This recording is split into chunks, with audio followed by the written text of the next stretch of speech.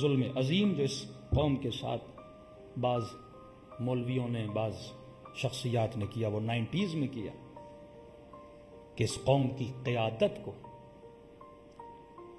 الزامات کے ذریعے. ایک بات یاد رکھیے، قائد کرپٹ بھی ہو نا لیکن قوم متحد ہو وہ قوم مضبوط ہوتی ہے. نام نہیں لینا چاہتا لیکن آغا خان میری نظر میں تو متقی نہیں ہے نا، لیکن آغا خانی کیوں مضبوط ہے؟ کیونکہ کوئی آغا خانی اپنے قائد کے خلاف ایک لفظ نہیں بولتا. جب قوموں زبان درازی پہ آ جائے نا، انسان ہے جائز الخطا ہوتا ہے، لیکن جب قومیں زبان درازی کرنے لگیں، مولا علی کا جملہ یاد رکھنا، فرمائے وہ جتنے اپنے باطل پہ مضبوط ہیں تو اتنا اپنے حق پہ مضبوط نہیں ہے. جب ہم نے یہ جرت دی نا کہ قوم کا بچہ بھی اٹھے اور مولوی کو گالی دے، مولوی کو برا بلا بولے، تو اس قوموں کی قیادتیں کبھی مضبوط نہیں ہوتی. اور جہالت میں آ کر ہمارے لوگوں نے وہی کام جو دشمن چاہتا تھا. جب گلگت بلتستان کے الیکشن ہوئے، بے نظیر کی حکومت تھی، اکثریت میں شیعہ جماعت ووٹ لے کر آئی. اس وقت ان کو خوف ہوا کہ for the first time Pakistan میں ایک ایسا صوبہ بھی بن رہا ہے. یہ صوبہ اس ٹائم بن رہا تھا بے نظیر کی حکومت میں، اور وہ تو یہ سمجھتی تھی صوبہ میں بنا رہی ہوں پارٹی تو میری جیتے گی. اسے کیا پتا تھا یہاں پر تحریک جعفریہ جیت جائے گی. تو اسے امریکہ نے کہا ہوش کے ناخن لے، تو صوبہ بنا کے خود نہیں جیتے گی، شیعوں کو پورا صوبہ دے. آج تک پاکستان میں نہیں ہوا کوئی مذہبی جماعت پورے صوبے میں الیکشن جیتے. تو تم پورا صوبہ شیعوں کا بنا رہی ہو. اور شیعہ کیوں مضبوط تھے؟ کیونکہ شیعوں کا قبلہ ایک تھا. اب کیا جائے گا؟ انڈیویجولز کو مضبوط کیا جائے گا. یہ بڑی باریک بینیاں ہوتی ہیں. مثلا میں خطیب ہوں، اچھی مجلس پڑھوں گا، 1 لاکھ 2 لاکھ مجمع مجھے سنے گا، کیا کریں گے؟ مجھے مضبوط کرنا شروع کریں گے. اتنا مضبوط کریں گے قوم کو میں لیڈر لگوں. خطیبوں کو لیڈر بنائیں گے، انڈیویجولز کو لیڈر بنائیں گے. یہ نہیں کہ وہ خطیب متقی نہیں ہے، پرہیزگار نہیں ہے، سوال یہ نہیں ہے. اچھا بندہ ہوگا لیکن اسے ہیرو بنائیں گے، لیڈر بنائیں گے، تاکہ انڈیویجولز مضبوط ہوں اور شیعہ بٹ جائیں انڈیویجولز میں، ایک قیادت نہ رہے. طالقانی اچھے تھے، برے نہیں تھے، لیکن جب امام خمینی رہبر بنے تو پالیسی یہی تھی کہ قوم اگر 2 لیڈرز میں بٹ جائے گی تو قوم کامیاب نہیں رہے گی. ایران میں آج تک قیادت کیوں کامیاب ہے؟ اب سوال یہ نہیں کہ اگر رہبر علمی اعتبار سے مثلا جتنے قوم کے مجتہدین ہیں سب سے بڑھ کر ہیں، ایسا نظریہ کسی کا نہیں ہے. ان سے بڑھ کر مجتہد بیٹھے ہیں جو علمی اعتبار سے، مختلف اعتبار سے، لیکن لیڈر کون ہے؟ رہبر کون ہے؟ تو ڈائریکشن تمہاری ایک ہونی چاہیے. علم اور ہے، رہبریت اور ہے. قاضی شورے کے پاس بھی بڑا علم تھا لیکن اس کے اندر لیڈرشپ کا سینس نہیں تھا.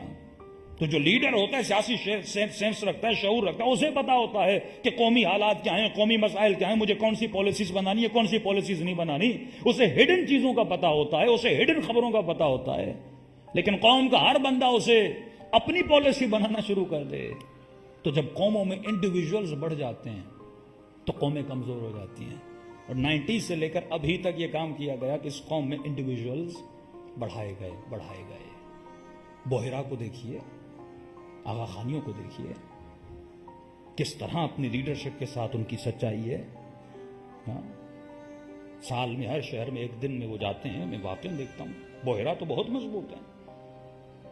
ان کا اگر لیڈر بولے تمہیں یہ ٹوپی پہننا ہے، یہ کپڑے پہننے ہیں، وہ وہی چیز پہنتے ہیں.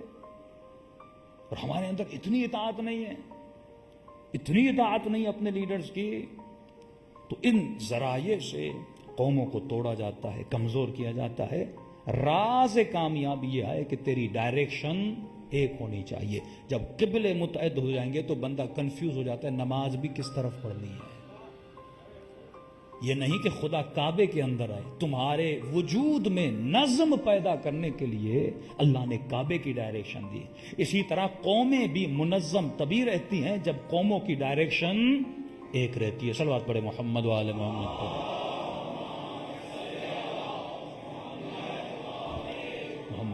10 متقی، 10 پرہیزگار، اس سے بڑھ کے جملہ کہوں 10 حسن نصر اللہ پاکستان میں ہونا، 10 حسن نصر اللہ. پاکستان کامیاب نہیں ہوگا، شیعت کامیاب نہیں ہوگی. جب ایک حسن نصر اللہ ہوگا نا तब शिया कामयाब। तुम 10 मुत्तकी बनाओ, कुछ भी नहीं होगा। लीडर एक होता है, रहबर एक होता है। बात सिर्फ इतनी सी है जो लोगों को समझ नहीं आ रही। आप कितने भी इस मुल्क में कारनामे कर लो, कितना भी इस मुल्क में मेहनत कर लो, लेकिन जब तक क़ियादत एक नहीं बनाओगे, जब तक किबला एक नहीं बनाओगे, जब एक शख्स पे मुत्तहिद नहीं होगे, तब तक तुम कामयाब नहीं होगे। और ये मत समझो तुम्हारे लिए आसानियां पैदा की जा रही हैं, नहीं, वो तेरी मोहब्बत में पैदा नहीं की जा रही, वो इंडिविजुअल्स को मजबूत किया जा रहा है ताकि मुल्क बटा रहे, शिया बटे रहे। ये सियासी क़यादत भी हो, जो भी क़यादतें हो, मुल्क तब टूटते हैं, सूबे तब टूटते हैं। बांग्लादेश क्यों बना? जब क़यादतें दो बनी तो मुल्क टूट जाते हैं। कौमों को इसी तरह तोड़ा जाता है, इंडिविजुअल क़यादतें पैदा की जाएं। अपने मुखालिफों को देखिए, वो मजबूत क्यों हैं? क्योंकि उनकी क़यादतें एक हैं। ईरान तब तक है जब तक एक क़यादत है, ये जहन में रखिए। जब ईरान में भी 2 क़यादतें आई, न इनकलाब रहेगा न वहां पे शीयत का वो मिजाज रहेगा। जब तक आगा खामनेई एक क़यादत के पीछे ये कौम चलेगी, और अगर कल ईरानियों ने भी ये गलती कर दी तो ईरान भी बाकी नहीं रहेगा। इराकियों ने जब स्ट्रेंथ दिखाई थी ना, जब आगा सिस्तानी ने हुक्म दिया था, क्योंकि एक ही मुश्तहिद तो बहुत हैं, लेकिन स्ट्रॉन्ग मुश्तहिद जिनकी ज्यादा से ज्यादा इराक में तकलीद की जा रही है तो आगा सिस्तानी हैं। तभी उसने एक हुक्म दिया, सारी कौम बाहर निकल आई, जिहाद का हुक्म दिया, ये इराकी लड़ने लगे। तो वो कौमें क्यों मजबूत हैं? हिजबुल्लाह लुबनान या लुबनानी शिया क्यों मजबूत हैं? क्योंकि क़यादत एक है। तो क़यादत एक हो। मौला फरमाते सफर पर भी जाओ ना, लीडर एक बंदे को बनाओ। एक काफिला भी 2 लीडरों के साथ नहीं चलता, अंजुमनें 2 लीडरों के साथ नहीं चलती, इमाम बारगाहें 2 लीडरों के साथ नहीं चलती, तंजीमें 2 लीडरों के साथ नहीं चलती, तो शिया 2, 3, 4, 5, 6 लीडरों के साथ कैसे चल सकते हैं? तो अल्लाह ने अक्ल दी है, वह अत्तबिरु या उलुल अलबाब। अगर तू अक्ल का रास्ता इख्तियार नहीं करेगा, छोटा छोटा जाकिर लीडर बनना शुरू कर दे, कौमों को डायरेक्शन देना शुरू कर दे, तो कौमें तबाह बर्बाद हो जाती हैं।